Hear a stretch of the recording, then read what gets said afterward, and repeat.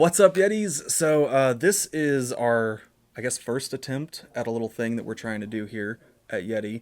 We're not sure how fast and furious these are going to come out, but Tokyo Drift. yeah, number three. Okay, not too fast. No, not too fast. Okay, just Tokyo furious. Drift. Okay, that's fair. But yeah, we're not sure how fast and furious these are going to come out, and you guys are going to see these. But we're hoping to pick them up at some point if you guys are interested. So we just opened some brand new pre-release kits from Shadows of the Galaxy, the brand new Star Wars Unlimited set, and we want to just kind of sit down and pick each other's brains. Yeah, figure just out, talk a little bit about like how these cards stack up to maybe set one cards. Yep. And just stuff like that. So like let's just get into Jump into it. So let's just start with first off with you. You have already, much more so than I have at least, have already been just testing and testing and testing. You're on Force Table all the time, just testing new different variations of decks and stuff like that. Let's start with what you found that is the most fun Sure. versus like what you found that you think might be the best. Sure. So here's the thing: is that there's still a lot to be discovered in this second set.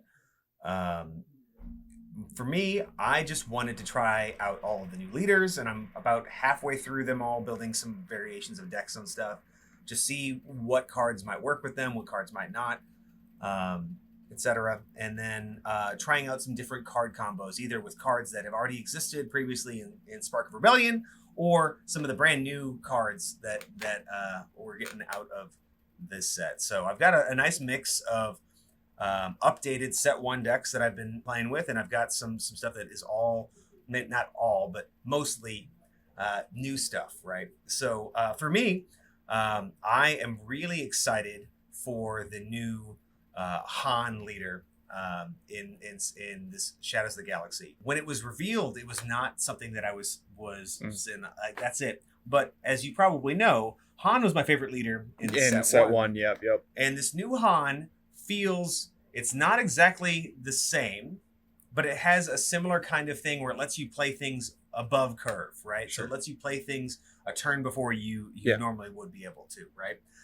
And that feels still really powerful. And the fact that it's red is interesting because that it brings in a whole nother pool of cards. Yeah, just a whole different aggression is obviously aptly named.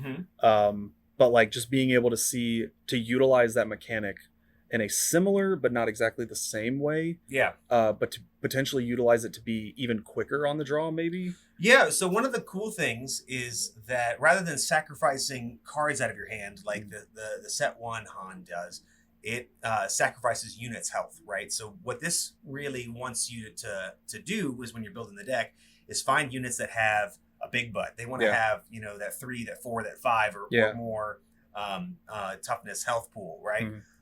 Because when you put them in for cheaper, they take some damage. So I've tried a couple different things with him. I've tried stuff with like Wookiees where and like the grit keyword, which they get extra bonuses when they have damage on them. But right now I really like the command stuff because you have a lot of great set one cards that have a lot of health in heroism command, right? So you have like Admiral Akbar, Mon Mothma, Home One has 7 health, so you can play that a whole turn early and get the whole Home One recursion effect. Wrecker is huge. It's a brand new card that costs 6, so you can play it when you have 5 resources, which is the same turn that Han flips. And when he comes into play, he really wrecks the board. He can deal a lot of damage to a unit, a ground unit, and then he's a 7/6 body. So that's a big pile of stats with Overwhelm. Krayt Dragon is also one that's fun to cheat out a turn early. That card just can end games. So yeah, I did want to. That is one of the ones that I wanted to touch on when I knew we were going to be sitting down and talking about this, because that was one like when it dropped, and you've been doing this for weeks now, just coming in and be like, new cards. Did you see the new cards? New cards? No, not yet. Sorry, I'm going to. But like Krayt Dragon was one of those that like you were just like, Krayt Dragon. You need to look at Krayt Dragon. Yeah. And I read it and I was just like, what the hell?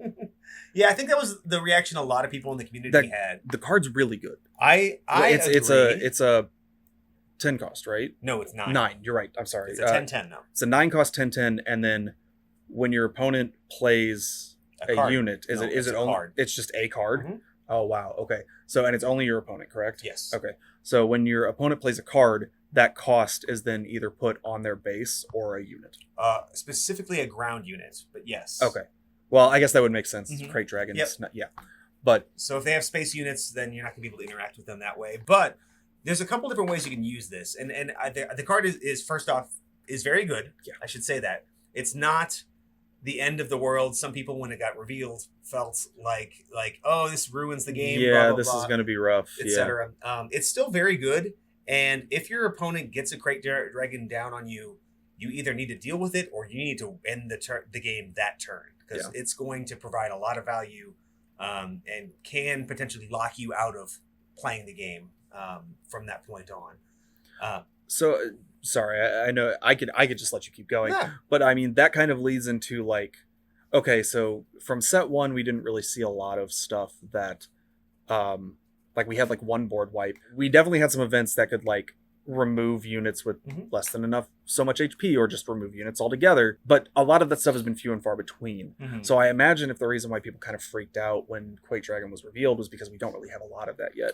So, I mean, we still have if you just look at set 1 cards, we still have generic Vanquish, which lets you hit anything that isn't a leader and defeat it for 5. You've got, Takedown, which is not going to get rid of a Krayt Dragon unless you've already hit it, for 4. And then in the new set, we have Rivals Fall and Fell the Dragon. So Fell the Dragon's a great way to get rid of Krayt Dragon. Sure. Just kill something that has too much attack. And then Rivals Fall just can defeat anything, and including leaders, which I think is pretty powerful. And I think Vigilance decks will include probably at least a couple of copies of that. That was the six Six the new cost, 6 yep. cost. Yeah. Yep. So I guess that kind of leans into my like we talked a little bit about like the removal, but like that's all very much blue. Mm-hmm. So I guess the question is like, because as you pointed out, when Krayt Dragon got revealed, people freaked out about this. Mhm. I want to touch on this a little Sure. bit. Utilizing like the new mechanics Mhm. that are being implemented in this new set.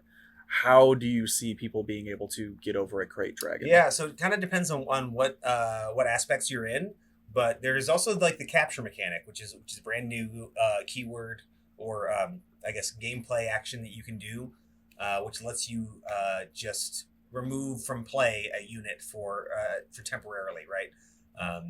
So there's some things that can capture those units. So if you have access to those, a lot of that's in command. Then you can do that. There's also stuff that will just like bounce. Like we still have lots of bounce effects in Cunning, right? We've got a couple brand new ones, not just Waylay, but you've got I can't think of the name of the card right now, but it's a yellow heroism one that is basically just a better Waylay. There's also like you probably don't want to new adventure this, but Evacuation would be another one. That's the board wipe bounce, which everything returns to hand except for leaders, which is pretty cool for 6. And so stuff like that, and then those are some different ways that you could deal with that. Sure. Like Vigilance has just straight up removal, and then if you're playing aggression, you're probably trying to just erase them. You're probably just going to try to just say, I'm going to output not worried about taking it down, because ideally you would hopefully have enough units on board already that you can just try to put the damage on the base. Yeah. I'm glad you mentioned a lot of that stuff, because one of my big concerns immediately was just like, okay, if you're not playing blue, how do you out something this big? But you're right, like Command's going to have a lot of capture mechanics now, and yellow specifically has a lot of bounce mechanics. And at 9, they're spending a lot of resources to put the card on the board just to begin with. They're going to be tapped out. They won't be able to they're not going to be able to play it again. So like you being able to play the Cantina Bouncer is like a 5, and Waylay's 3. 3. So like you already have cards in yellow specifically that can deal with that threat and still give you more additional actions anyway, especially that late in the game. So yeah, it definitely doesn't seem like, again, you were kind of encased in a lot of that debate a lot more than I was, but I did see a little bit of the discourse around it, but it definitely seems like the card's not going to be like the end all be all, assuming you can play. I will say, if your opponent plays more than one Krayt Dragon on you, it gets a lot harder. So that leads me to this. So we did some pre-release openings today, as we stated already, and one of the things we pulled that we were looking at that we're trying to figure out if it's going to even be worth anything is we pulled an Endless Legions. Yeah. Now this is a 14 cost double command aspect, but what it does, it lets you reveal any number of your resources, put each unit revealed this way for free. Yeah. So for 14 resources, you can play as many units as you want. Every unit out of your resource row. On just that turn. Now, like, those resources don't get replaced. So like that's something to keep in mind. But I mean, at that point, it doesn't matter. Like, so how do you feel about, first off, you've tested this card a little bit. A little bit. How do you feel about the idea of a game reaching 14 resources? Because that's going to be a big thing. Mm-hmm. Right now, games aren't typically lasting past 5-6 turns usually. Yeah, so a lot of, depending on what the matchup is, and certainly some games can definitely go longer, but a lot of times, like, the aggressive decks want to end when you're on 5 resources, 6 resources, right? So like that brings up this question. Sorry, didn't mean to cut you off there, but one of the decks that you were kind of playing towards the end of the set 1 span was the it was like the stall deck, the vigilance stall mill. Yep. And like that deck is deliberately intended to go long. Yep. So how do you feel about that deck's viability against something like this? Is this something that could potentially be sided in against it? I mean, you could also, I don't know that this card is specifically, because I mean, you're usually only making it to what, turn like 8-9 with the mill deck potentially. No, like, you can go longer. You can go longer, but like once you hit like 8 and 9, that's when your Avenger is potentially dropping. Yeah, and that's typically when you're shutting the game down. Yeah, that's when you're usually trying to just have the game in your control and just keep them from being able to reestablish a board, right? Okay. So you play your Super Laser Blast on 8, and then you play your Avenger on 9, and just keep them off of units for the rest of the game. Yep. So you usually end the game in a couple turns after that, assuming everything goes according to plan. Mm-hmm. The thing is that it being double command aspect really limits the card's viability. The card is powerful, but I don't know that it is necessarily. I think it's more. I think it's a build around and not a tech. Okay. And I don't know necessarily that it's going to be solved, in a good way that makes maybe it something available. We see down the line potentially. Yeah, I mean, because you see other decks too, like in the set 1 metagame, like the Emperor decks, right? Which if it got to 8 resources, it would oftentimes be able to swing the game back in its favor, even against like aggro stuff, because they just had big, beefy units. We also get a lot more ramp in this set, so this does make getting to higher resource amounts faster viable. Yeah. Circling back a little bit, I was playing a green Han deck that was new Han that was trying to get to Krayt Dragon as fast as possible with just all the ramp and then play it a turn earlier. And so that's been pretty fun. So I think it's more of a build around because you really don't want to pay 16 for it. So you're going to be in double green already. Yeah. So I think it's to be seen. Like, I'm excited about the card. I think the card is going to be in the back of my mind for a long time. Is like, oh, can I make this work somehow? But if we saw, like, in the early Spark of Rebellion metagame that aggro was really popular, and then it was still existed throughout the whole Spark metagame, but then it kind of shifted to mid-range and then to control and then back to mid-range as being kind of the best decks. I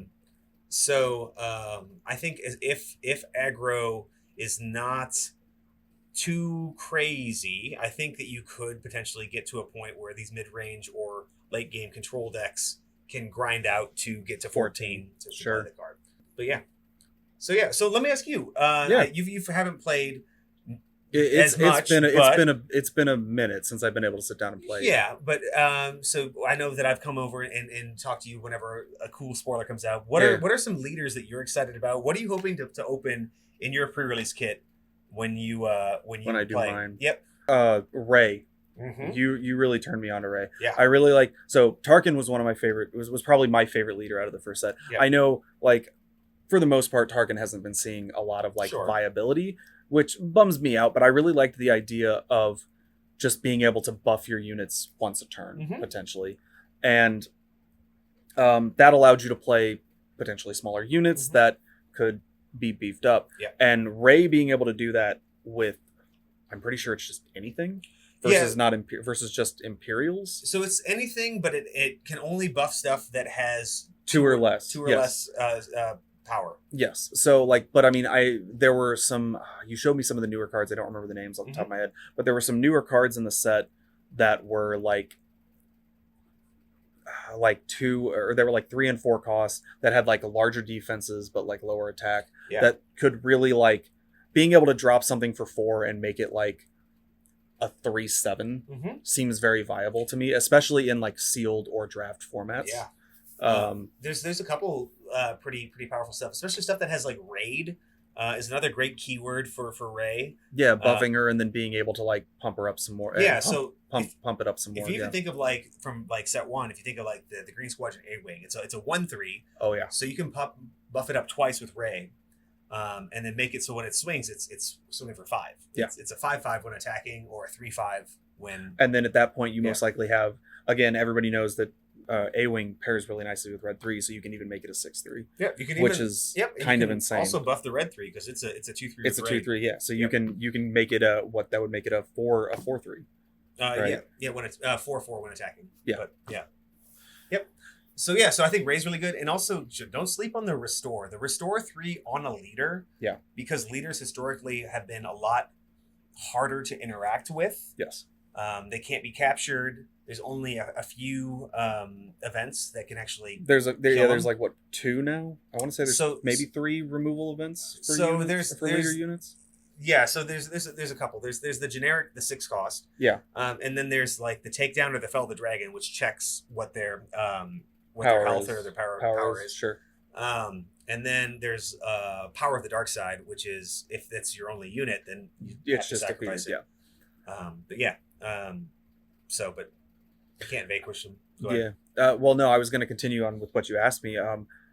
I really like. I know you've been messing around with Jabba a little bit, and like talking to you about Jabba a couple days ago. I think it was at this point. Jabba seems like a really fun leader to actually play in constructed with.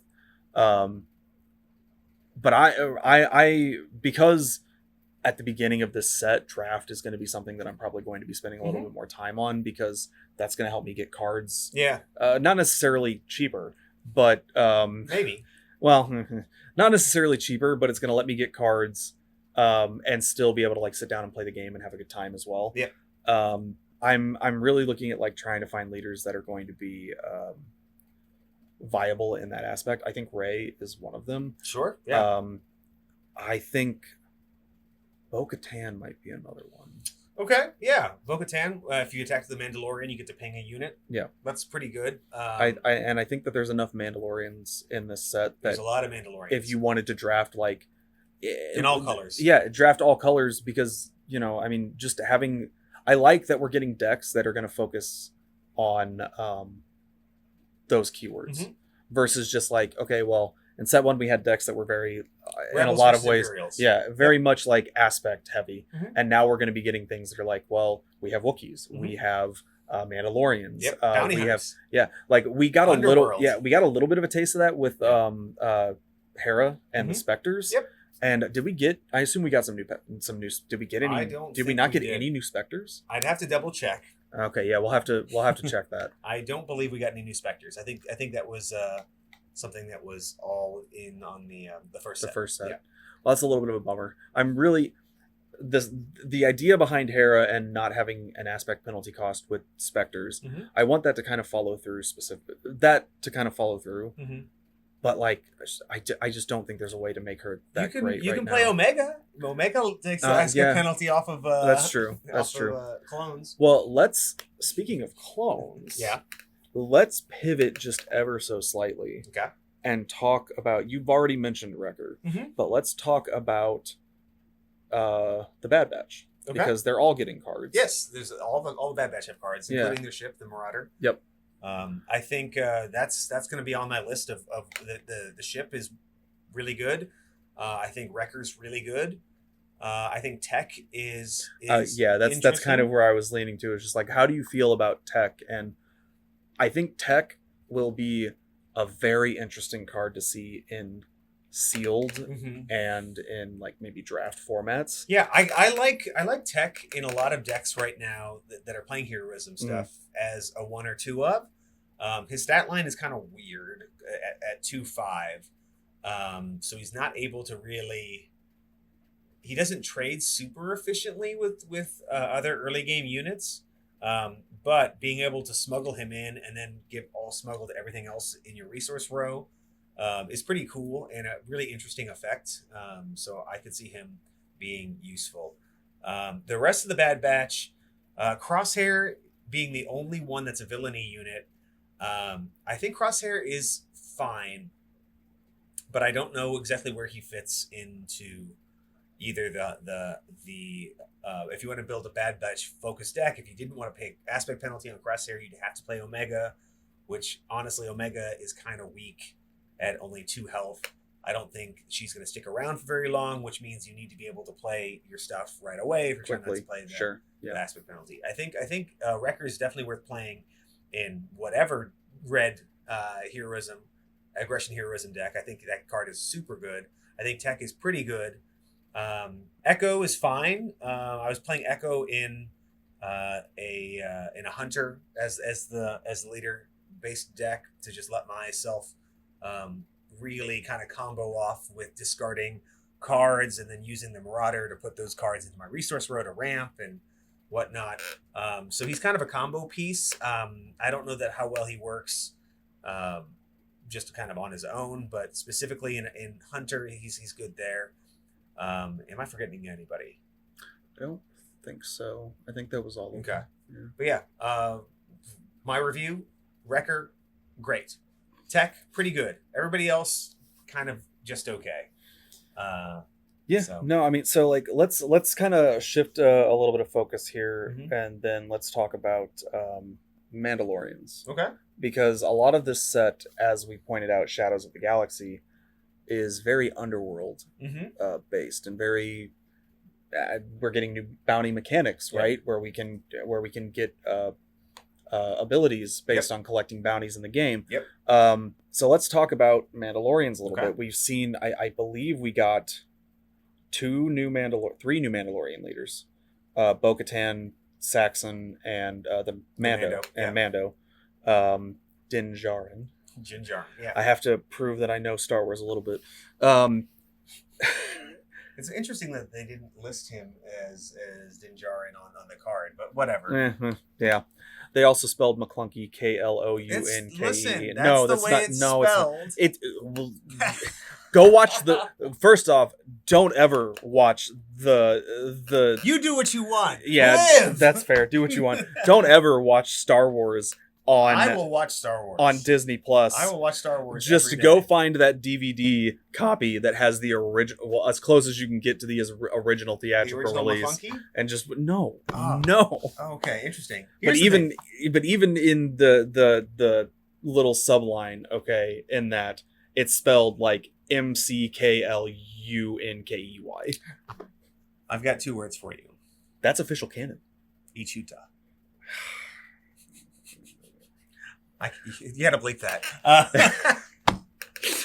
But yeah, let's talk Mandalorians.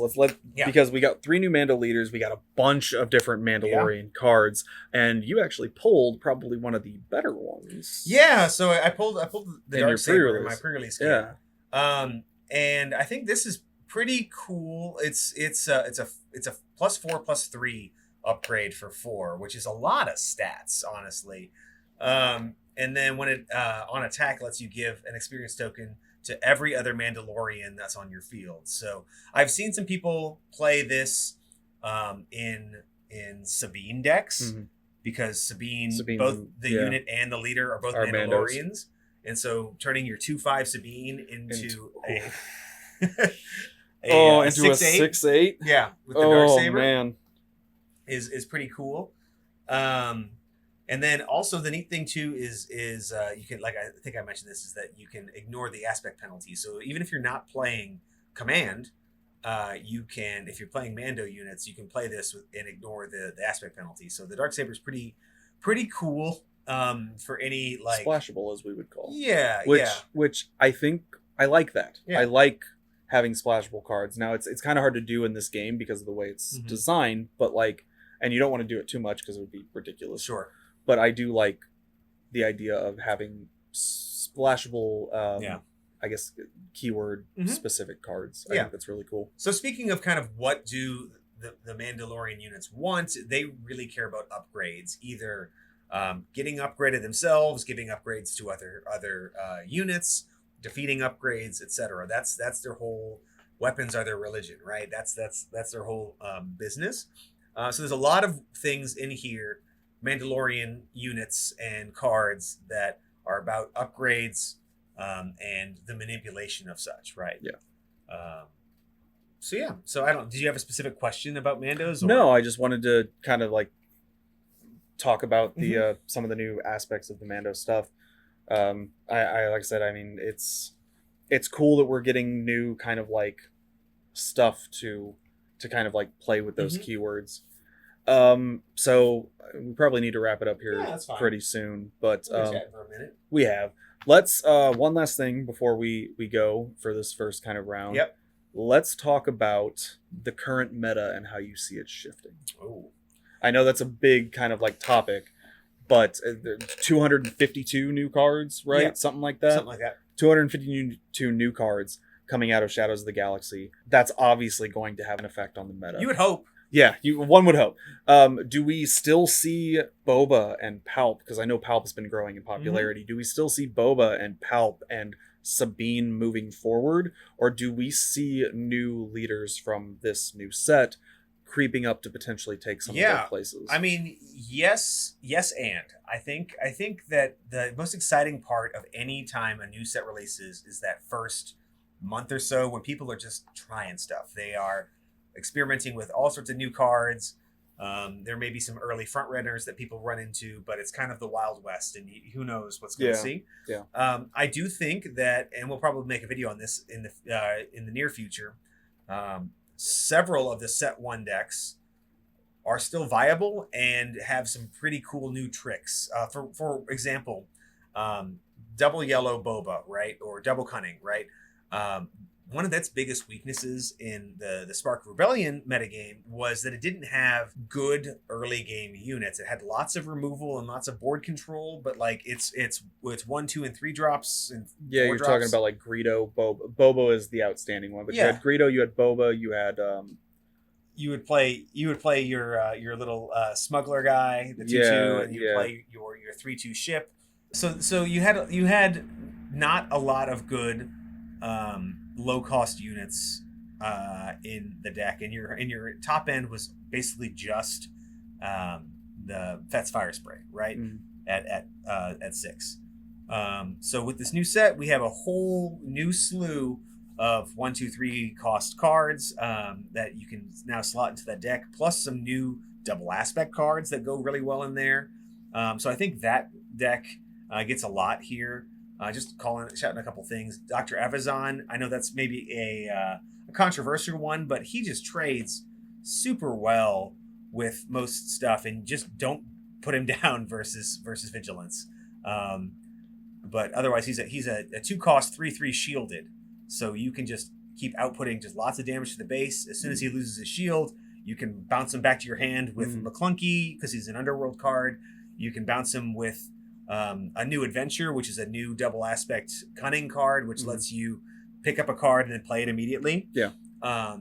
So that card's really good in there. That card's also really good with the Fet's Fire Spray, because you can attack with the Fet's Fire Spray, pick it up, play it again immediately, and it's ready, and attack again. So that card's really good there. You've got the Evacuate with a 6-cost bounce everything card. So lots of fun new tricks there. Bazine Natal, I think, is really good also for yellow villainy. Gives them a lot of, like, the Boba decks were playing out of aspect Spark of Rebellion, They were playing the heroism card in their villainy decks because they wanted that type of effect. And now you don't need to play out of aspect. You have a card that you can either play from hand or smuggle it, and it lets you rip a card out of your opponent's hand, which is an effect that they really want. So set one leaders. I think Boba. I think Sabine gets some new tricks in aggression, heroism. Like I said, there's a lot of really good aggression heroism units. Wrecker. You've got the new Poe Dameron card is also really solid. He's got a lot of stats. And then you've got some other things that you can play in there as well. And then one of my favorite decks, the classic Han deck, Han Command. And so Cunning Han also gets a lot of new fun tricks, right? So it gets the new and improved Waylay for heroism, which collects bounties when you bounce a unit. You've got Maz Kanata, which if left unchecked will just get really big, which is pretty cool. And get some new ramp cards with Spark of Hope and the Marauder, which gives you another ambush unit in space with a good amount of stats. So I'm really excited to play with that as well with some tweaks. So I think set one decks are still viable and have some new tricks. But like I said, set two decks, there's probably going to be the Red Han. I think is a front runner for something that I'm really excited for. Rey is really powerful. I think Rey kind of takes over the slot that Chirrut kind of occupied previously. Like Chirrut Red was a deck in Spark of Rebellion that I think Rey really kind of fits in that same kind of play space really well. And the benefit there is Chirrut really wanted to have upgrades, and Rey doesn't need upgrades because she just gives out things. So you just play units that have good stats, and then outvalue your opponent that way. Jabba the Hutt also I think is potential to be a solid deck, and we didn't really talk about Cad Bane, but that was one of the first leaders I was playing around with, and I still think he's pretty good. I don't know that he unseats Boba from that kind of spot. Sure. But he's pretty solid. Just pings units for damage when you play Underworld cards. And he's a 2/8, which is a lot of stats. Comes out on 6. So that would be my prediction as far as what we'd see carry over from the first set, and then what we see coming out of the new set. But like I said, it's early. It's still a lot of time, and there's I have not even messed around with like Gar Saxon. I think that he might be somebody fun to play with, but I have not really messed with him yet. I want to make Dr. Afra work, but I think she doesn't. And some other guys as well. So yeah, excited to kind of play around and see what happens. Yeah, I am also very excited. I'm a little bit different. Like I said, I haven't spent any time on Force Table. I know you spent a lot of time on Force Table. Also, Karabast also has stuff that you can play with. So if you want to play against not AI, they have cards. That's there. cool. Yeah. No, I'll have to check that one out too. I've always been a big proponent of like having the cards in my hand, kind of thing. I like the physical versus the online. So that's kind of why I haven't really messed around with a lot of it yet. I'm really excited to mess around with it once I actually get the cards in my hand. Week from at least right now. I don't know when this is going live, but a week won't go out until the cards are out. Yeah, so a week from right now, a week and a half from right now. This video will go out when the third set comes out. Yeah, Twilight of the Republic. That's the next set, right? I believe so. I think so. Excuse me. I'm not gonna pretend I know what the name of the next set is. Look, it's the prequel, the Clone Wars era stuff. That's actually really exciting. Yeah. Well, hey guys, if you made it all the way to the end of this, we really appreciate you, and you must don't shake your head at them. We really appreciate you, and you must really like Star Wars as much as we do. This game is really fun, and I'm super excited to move into the next set. Yeah. And just like check out all these new things and go playing in tournaments. And Please. hey, if you're in the St. Louis area, Yeti Gaming, look us up. Come in and play. We're running stuff on Wednesdays and Saturdays. Wednesdays is typically our constructed. Saturdays is typically our drafts. And with the new set coming out, drafts are going to be a really fun thing for you to, really easy way for you to get new cards. But otherwise, here is the end of our first, I guess, Yeti podcast. something. Like I said, I don't know how often these. Yeah, Yeti Showcast. I don't know how often these. Because we're cold. Oh, it is kind of. Oh, we are chill now. Yeah, there's an AC unit in our store now. Don't listen. The Yeti iceberg. Yeah, it's gonna be a different video. Yeah, maybe we don't delve into the deep depths of that iceberg. But yeah, again, thank you guys so much for watching this first Yeti podcast thing that we're doing. We're gonna try to do some more of these, talking about all the different games potentially here in the future. But with the new set coming out, me and Zamora wanted to sit down and actually have a conversation about the future of the Star Wars card game. Yeah, exciting. or at least the current present of the Star Wars card game. And so thank you guys. The future is now. The future is now. Thank you guys so much for watching. Comment down below on your new favorite card that's coming out of Shadows of the Galaxy. Check out our TCG player where you can find a lot of set 1 singles because set 2 isn't up yet. We've got stuff on eBay as well. Yeti Gaming for both of those. Yeti. And thank you guys again. And come see us. Come play Star Wars with us. We'll see you next time.